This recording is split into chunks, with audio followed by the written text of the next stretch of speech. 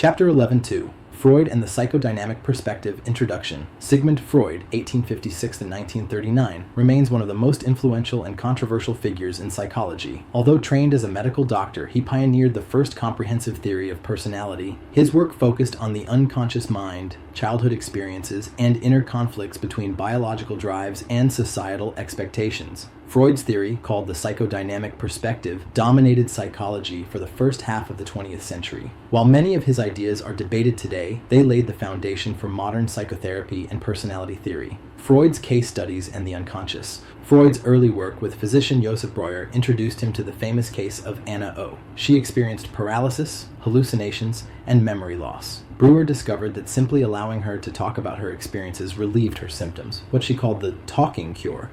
Freud concluded that psychological distress could stem from repressed traumatic experiences. This shaped his belief that most of our mental life occurs outside awareness, in the unconscious mind. Iceberg metaphor, only about 1/10 of the mind is conscious. The rest is unconscious. Repression. Unwanted thoughts or desires are pushed out of awareness. Freudian slips. Accidental speech errors reveal hidden unconscious desires. Personality structure. Id, ego, and superego. Freud believed personality develops from conflict between two forces: biological drives, pleasure, aggression, sex, social expectations, and moral rules. To balance these, he proposed 3 parts of the mind. Id, the primitive instinctual part of personality, operates on the pleasure principle, I want it now.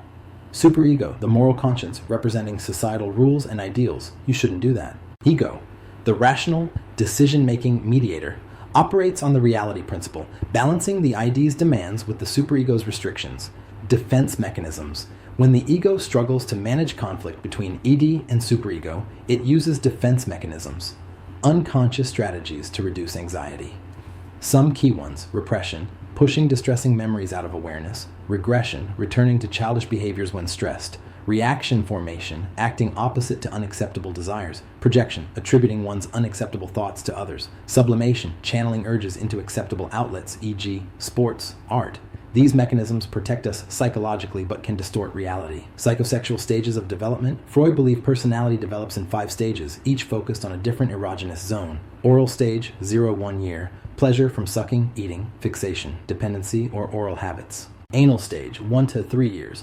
Toilet training, fixation, orderliness, anal retentive or messiness, anal expulsive. Phallic stage, 3–6 years. Focus on genitals. Conflict, Oedipus-Electra complex. Resolution, identification with same-sex parent. Latency stage, 6 puberty. Dormant sexual feelings, focus on school friendships. Genital stage, puberty plus. Mature sexual interests, balance of love and work. Failure to resolve conflicts in a stage could result in fixation, leading to unhealthy personality traits.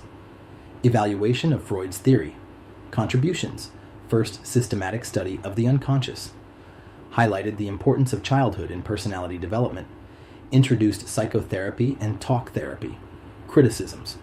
Overemphasis on sex and aggression, lack of scientific evidence and reliance on case studies, gender and cultural bias. Despite criticism, Freud's theory remains a cornerstone of psychology and inspired many neo-Freudian thinkers. Closing thought. Freud's psychodynamic perspective teaches us that much of what drives human behavior lies beneath the surface, unseen but powerful. Even if not all of Freud's ideas hold up scientifically, his influence on psychology and on how we think about personality, therapy, and the unconscious is undeniable.